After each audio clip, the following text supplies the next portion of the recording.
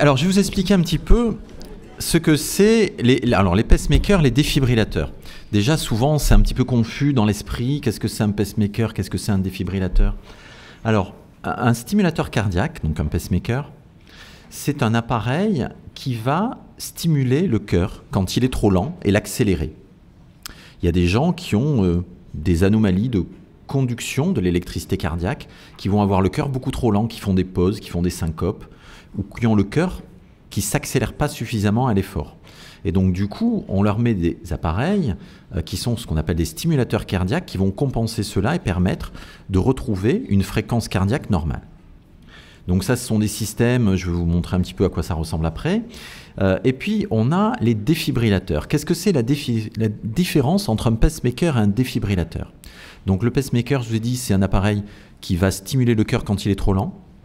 Le défibrillateur, c'est un appareil qui va traiter les gens qui font des arrêts cardiaques parce que le cœur a un rythme beaucoup trop rapide, qu'on va appeler de la fibrillation ventriculaire. Ce sont les défibrillateurs que vous avez en ville, dans les entreprises, dans les centres commerciaux, sauf qu'ils sont hyper miniaturisés et implantables dans le corps humain. Et alors, pour vous donner un exemple, donc en haut à droite, là vous avez le petit boîtier. Donc ici, je ne sais pas si vous voyez ma flèche là. Ouais, on la voit. Ça, c'est un pacemaker. Actuellement, ça fait 15 à 20 grammes. Dedans, il y a un circuit électronique, une batterie, une pile, et des fonctions mémoire. C'est relié par des fils des fils électriques qu'on met dans le cœur. Et ça, c'est un défibrillateur. C'est en moyenne 3 fois plus gros. Ça fait 60 à 80 grammes. La grosse différence, c'est plus gros parce qu'à l'intérieur, il y a des composants électroniques qu'on appelle des condensateurs. Les condensateurs, c'est des composants qui permettent d'emmagasiner une grande quantité d'énergie et de la délivrer d'un coup. Pour vous donner un ordre d'idée, ça va délivrer un choc qui correspond à un voltage de 800 à 850 volts en environ 4 millisecondes. Voilà. Donc ça permet de défibriller le cœur. Les pacemakers, ça existe depuis 1958. Ça, c'est les premiers, ça a évolué avec le temps. Le défibrillateur, les premiers, c'était 1987. C'est remboursé, c'est pris en charge par l'assurance maladie en France depuis 2000. Donc vous voyez, une vingtaine d'années. Ce qu'il faut voir, c'est que il s'en met environ 60 à 65 000 pacemakers par an. Et il se met environ 14 000 défibrillateurs par an en France. Donc pour vous donner un ordre d'idée, un pacemaker simple, c'est environ des coûts de 2 800 €. Ça peut aller jusqu'à 7 500 €. Un défibrillateur, ça peut aller, rien que le boîtier, jusqu'à 18 500 €. Hein, hors taxe. Donc c'est-à-dire c'est le prix déjà d'une jolie voiture. Donc ça, c'est des appareils, donc c'est de la très haute technologie, c'est des appareils très chers. Et comme on en met par an, donc on considère qu'il y en a en France 700 000 personnes porteuses de pacemakers et 80 000 personnes porteuses de défibrillateurs en France.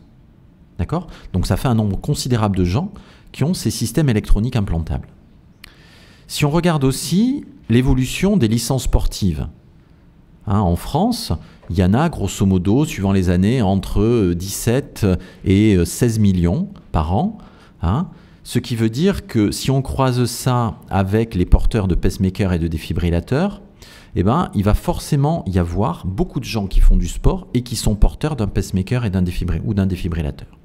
Et puis vous le savez, le sport augmente l'espérance de vie, le sport est bon pour la santé, donc on va recommander aux gens d'avoir une activité physique, hein, ça vous le savez.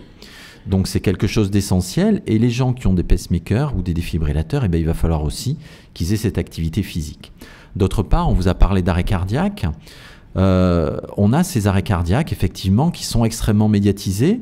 Ça, c'est par exemple un jeune triathlète qu'on a vu dans le service il y a quelques années. Il avait absolument voulu, dès son arrivée, il venait d'être réanimé, que je lui prenne sa photo et qu'on la mette sur Facebook. Voilà. Il y a un autre dont on s'est occupé plus récemment, qui était triple champion du monde de triathlon. Il a fait un petit malaise, c'était en direct, il était à Yokohama, c'était sur la chaîne de l'équipe. Quelques jours après, il sort du service. Le lendemain, dans l'équipe, il y a examen cardiaque rassurant. On n'est plus dans le secret médical, là. Hein, c'est la communication à outrance. Eriksen en a parlé. Sergio Agüero, dès qu'il a fait de l'AFA, le Barça a communiqué dessus. On l'a tous su. Ok, ils sont soignés, on s'en occupe. Le problème, c'est que maintenant, que fait-on? Parce qu'on a des athlètes qui vont reprendre la compétition, qui sont porteurs d'un défibrillateur. Jusque-là, il n'y en avait pas. Il y avait éventuellement dans le championnat de foot belge, pro, où quelques athlètes avaient un défibrillateur avec une protection, mais jusqu'à présent, dans le sport professionnel, ça n'existait pas. Donc maintenant, on va se retrouver à expliquer aux patients qui ne peuvent pas faire de sport avec un défibrillateur ou sous condition, alors qu'ils ont des exemples dans le sport pro de gens qui reprennent leur activité à leur niveau antérieur avec un défibrillateur. Donc quand on a des gens qui ont des arrêts cardiaques, à qui on met des défibrillateurs, ou qui sont à risque de faire un arrêt cardiaque parce qu'ils ont des maladies génétiques, parce qu'ils ont des maladies cardiaques qui les exposent à faire un jour un trouble du rythme grave, les questions auxquelles on a à faire face, c'est voilà, est-ce que je peux continuer à jouer? Est-ce que je peux reprendre mon sport? Est-ce que je peux reprendre à mon niveau antérieur? Et l'autre question, c'est, d'un autre côté, quand on le met vraiment en préventif, pouvez-vous me garantir que je ne ferai jamais de mort subite, bien que vous m'implantiez cet appareil? Donc, si on regarde d'abord les stimulateurs, donc sport et pacemaker, est-ce compatible? Oui, c'est compatible. L'autorisation ou non de pratiquer une activité sportive va dépendre surtout de la cardiopathie, c'est-à-dire de la maladie cardiaque dessous, et du type de sport pratiqué. C'est-à-dire que ces appareils, on va les mettre avec des sondes, des fils électriques qu'on va mettre dans le cœur, qui rentrent dans le thorax, en général entre la première côte et la sous-clavière. Ce qui fait que c'est soumis à des contraintes répétées, au cours du temps, qui vont être plus importantes dans certains sports que d'autres. Par exemple au golf, par exemple la natation, puisque ça va être vraiment exposé à cet endroit-là. D'autre part, le boîtier peut être exposé, puisqu'il va être sous la peau ou sous un muscle pectoral, ou éventuellement dans l'abdomen. Il va être exposé à des chocs, dans le cas de sports de contact. Les sports de combat, mais aussi bien sûr le rugby, mais aussi le foot. Donc, sous réserve de l'accord d'un cardiologue et d'une surveillance cardiologique régulière, il n'y a pas de problème pour faire du sport chez les gens qui ont des pacemakers. C'est quand même toujours la maladie cardiaque sous-jacente qui va guider les choses. Et on a des exemples de sportifs de haut niveau dans l'équitation. Moi, j'ai un VTTiste de haut niveau qui maintenant, il n'est plus tout jeune, mais qui a fait du VTT à un niveau national avec un stimulateur cardiaque. Ça pose aucun problème. Donc le problème, c'est ce que je viens de vous dire, ce sont les sports à risque de traumatisme qui vont pouvoir être contre-indiqués, ou des sports où il peut y avoir, on peut être en danger si jamais on faisait un malaise, par exemple l'escalade, mais aussi par exemple la plongée sous-marine. La plongée sous-marine, puisqu'il peut y avoir des contraintes aussi de pression qui font que les pacemakers sont validés jusqu'à une certaine profondeur. Voilà. Donc il y a des recommandations là-dessus. Quelqu'un qui a un stimulateur cardiaque, qui va bien, qui n'a pas de maladie cardiaque dessous, il n'y a aucune restriction sportive. Ce à quoi il faut faire attention, c'est restreindre certains sports quand il y a des risques de collision importants. Mais on peut aussi envisager d'avoir des protections spécifiques. Voilà. Et puis aussi, on peut demander à certaines personnes de faire leur sport, mais en faisant attention donc d'avoir des protections. D'avoir des protections pour éviter un risque de traumatisme, tout en sachant que ces appareils sont extrêmement solides. Oui, il y avait une question, pardon. C'est une maladie cardiaque, oui, tout à fait. C'est une maladie cardiaque de façon générale. C'est un terme générique.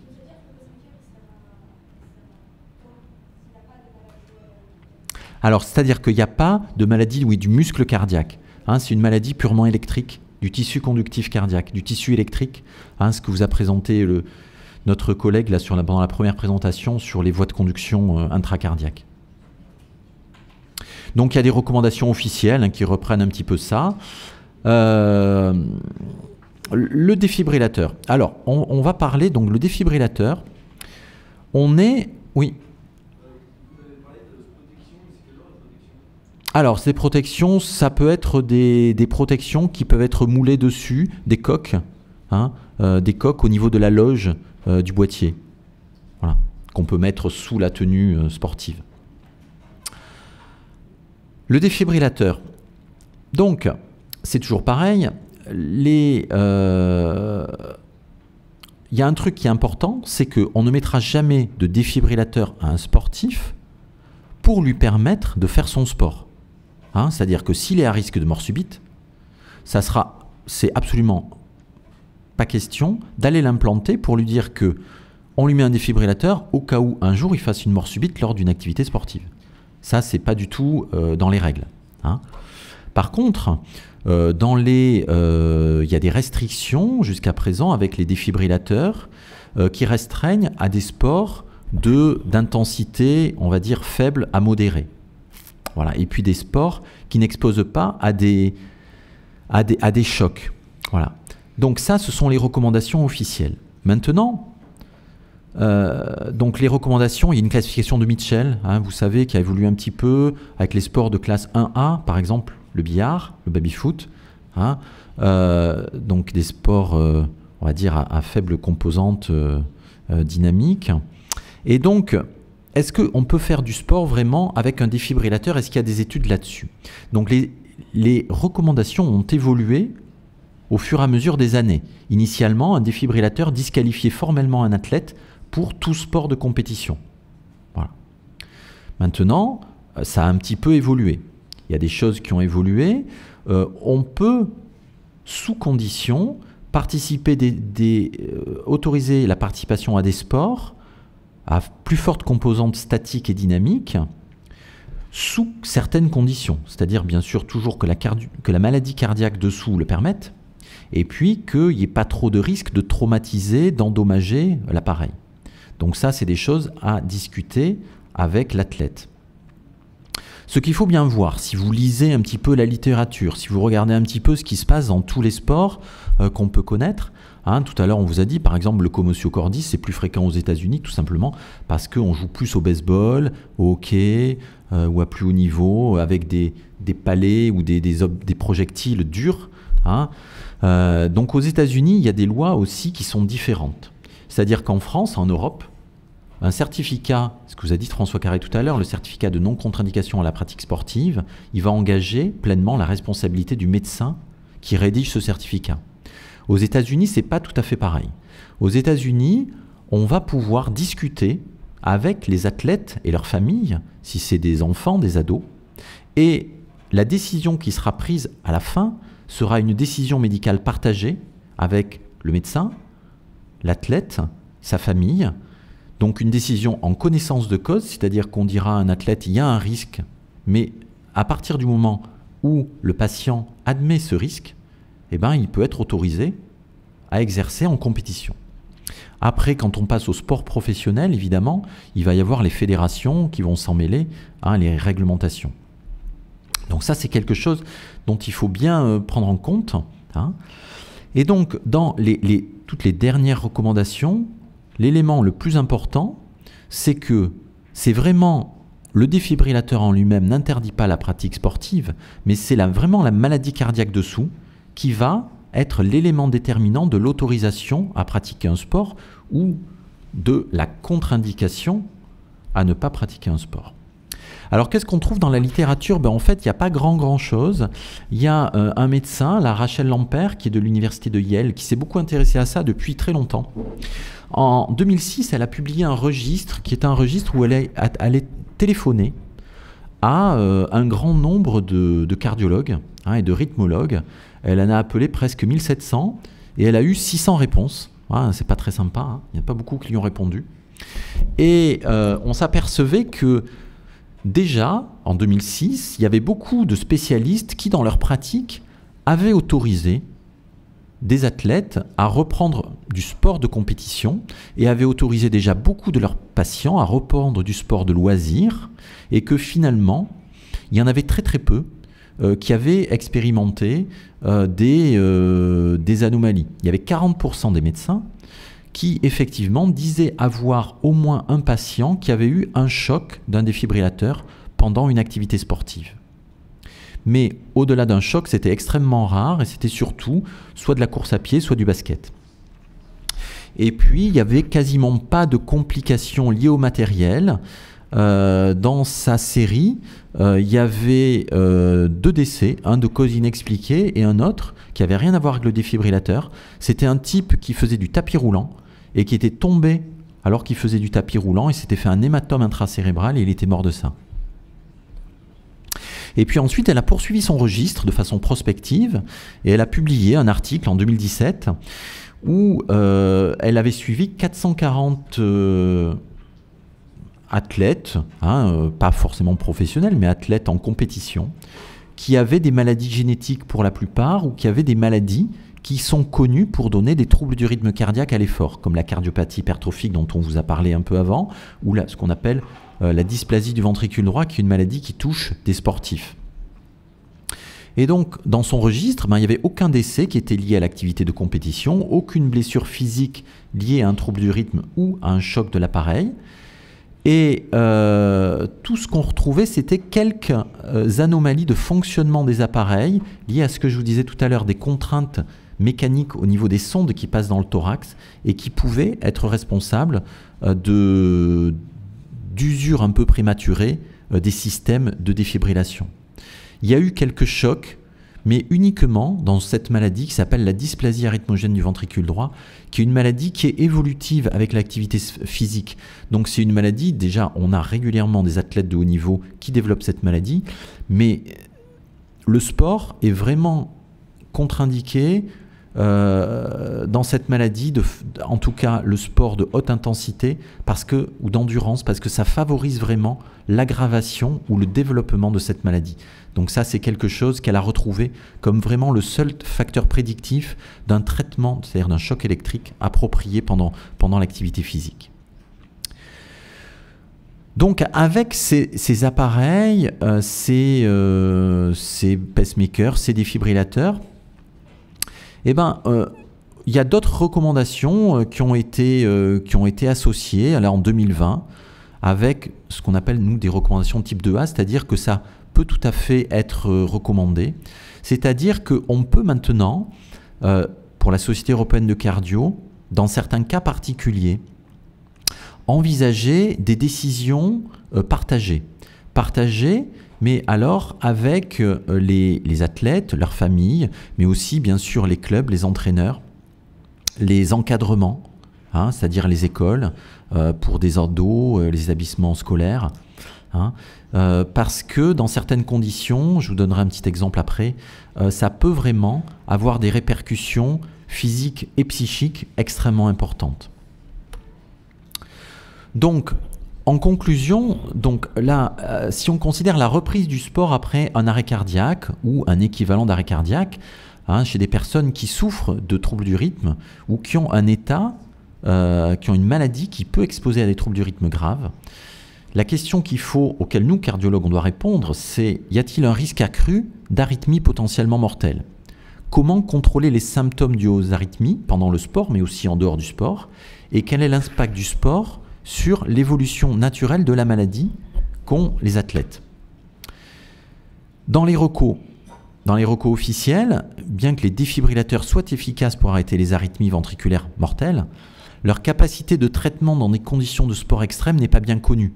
Donc c'est pour ça, c'est un bémol, c'est vraiment une limite, et c'est une précaution à avoir parce qu'on sait que dans des sports extrêmes avec des conditions d'acidose tissulaire, d'hypoxie, on n'est pas sûr que le défibrillateur, le choc, l'énergie du choc soit suffisante pour arrêter une fibrillation ventriculaire chez un patient. Donc les sports d'intensité élevée ou modérée sont contre-indiqués de façon officielle, mais ces recommandations sont encore discutables et vous avez une grosse différence entre l'attitude en Europe et en Amérique du Nord. Le défibrillateur par lui-même n'est pas un frein à la pratique sportive, il peut même la permettre parfois plus en sécurité, mais c'est vraiment la présence de symptômes ou la présence d'une maladie cardiaque sous-jacente qui est le facteur déterminant à la décision de restreindre la pratique sportive. Et chez ces sportifs, il faut vraiment les surveiller et leur apprendre à dépister des symptômes qui pourraient les exposer à des troubles du rythme avant qu'ils arrivent. C'est-à-dire un malaise, évidemment une syncope, c'est encore plus, une perte de connaissance complète, c'est encore plus grave, mais aussi des palpitations, un essoufflement inexpliqué à l'effort, pour un effort où normalement le sportif n'est pas essoufflé, une baisse des performances, un blocage à l'effort. Et c'est là aussi que peuvent aider des cardiofréquencemètres ou des montres connectées. Je vous remercie de votre attention.